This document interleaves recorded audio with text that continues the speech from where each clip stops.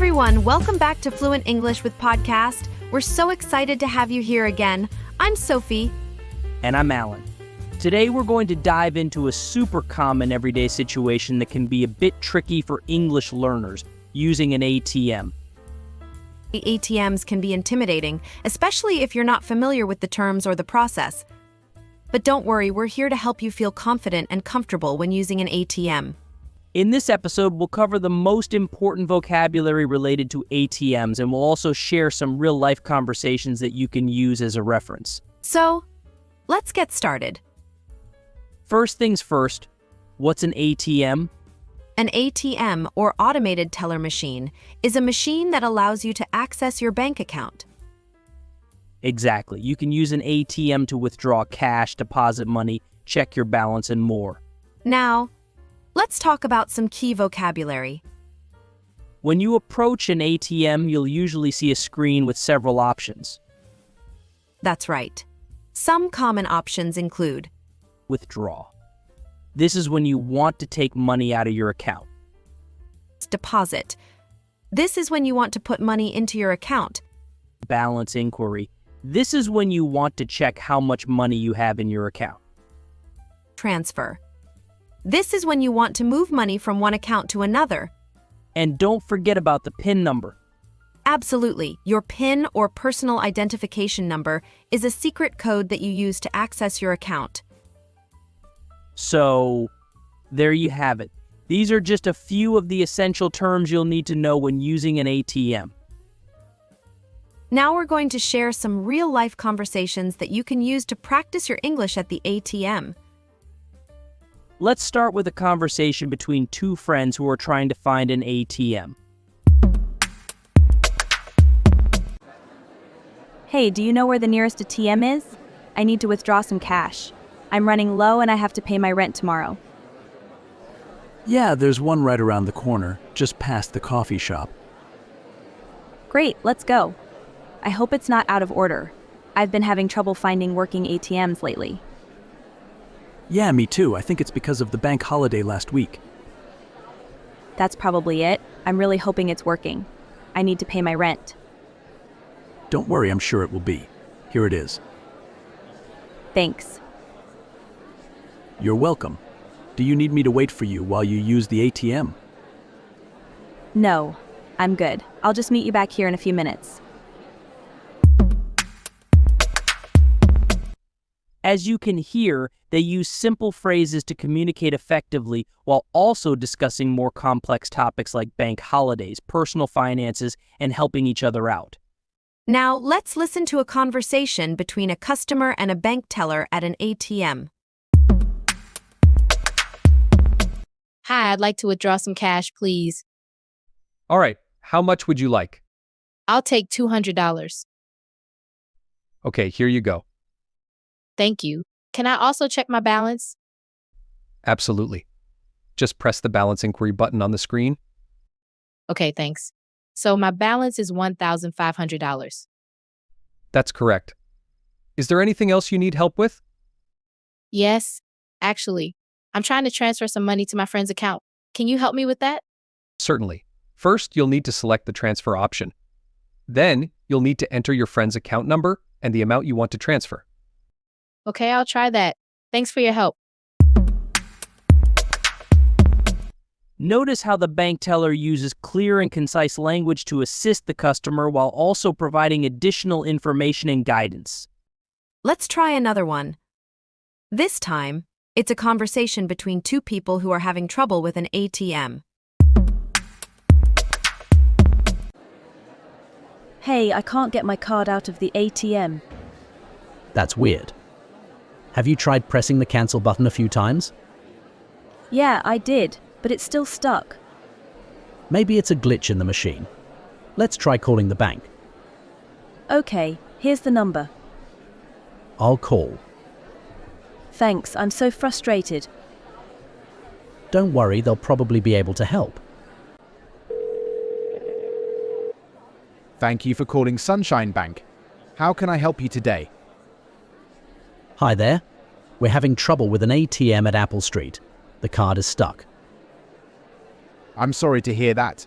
Can you please provide the ATM number?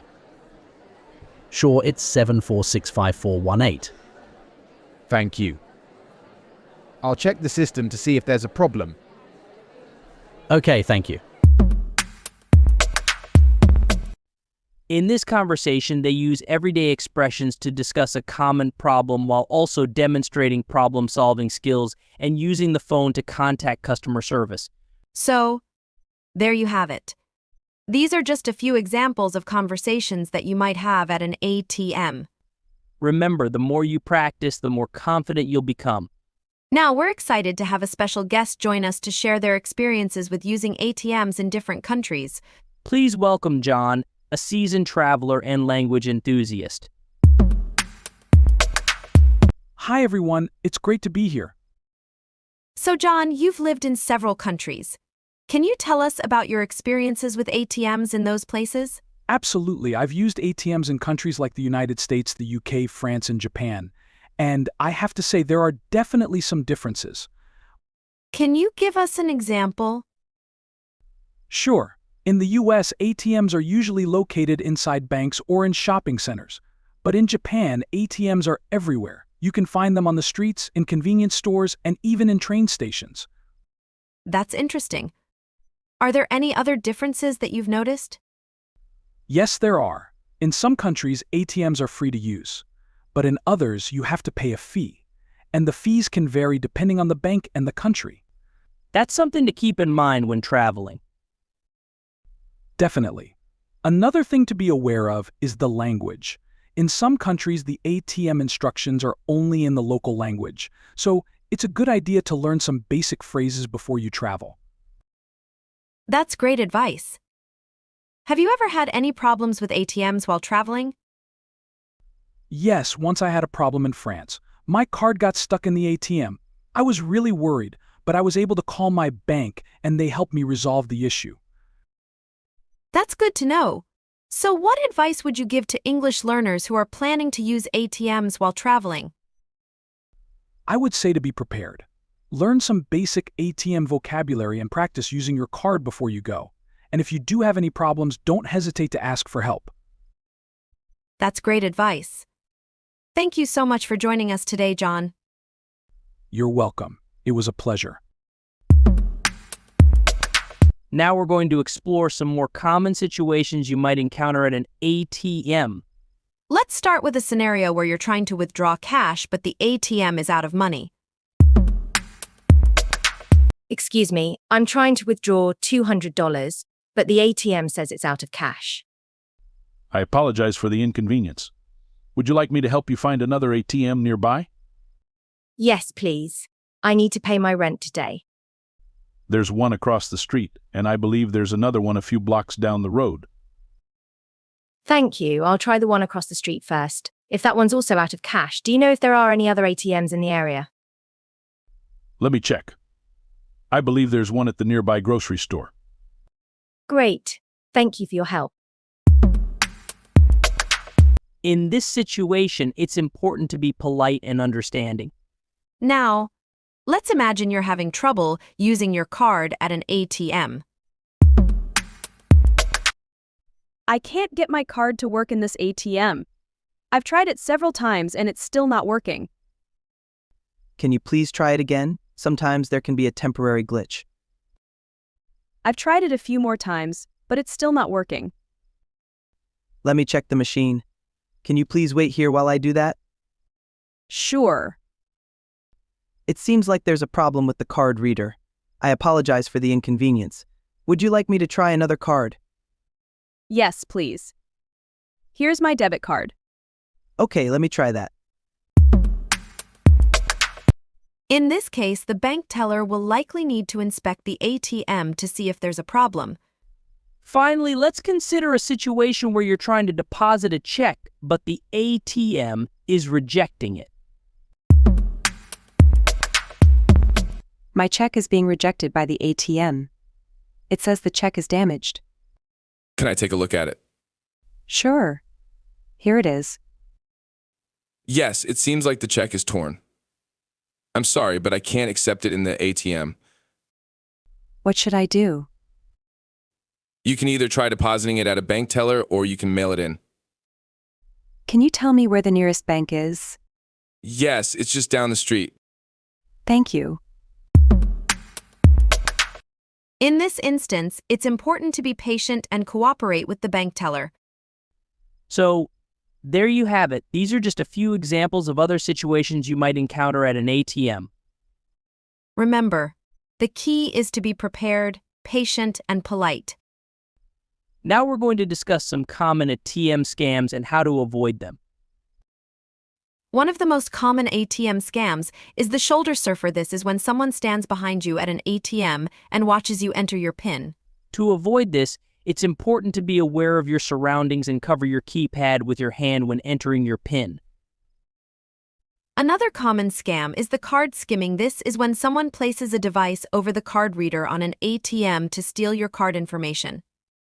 To avoid this, inspect the ATM for any signs of tampering before using it. A third scam is the ATM trap. This is when someone places a fake ATM over a real one. When you insert your card, it gets trapped inside the fake ATM. To avoid this, be cautious of ATMs that look suspicious or out of place. Finally, there is the phishing scam. This is when someone sends you a fake email or text message that appears to be from your bank. The message will ask you to click on a link or download an attachment. If you receive a suspicious email or text message, never click on any links or download any attachments. Instead, contact your bank directly to verify the message. So there you have it. These are just a few examples of common ATM scams. By being aware of these scams and taking precautions, you can help protect yourself from becoming a victim. And that's it for this episode of Fluent English with Podcast. Be sure to join us next time for more fun and informative content. Until then, happy learning.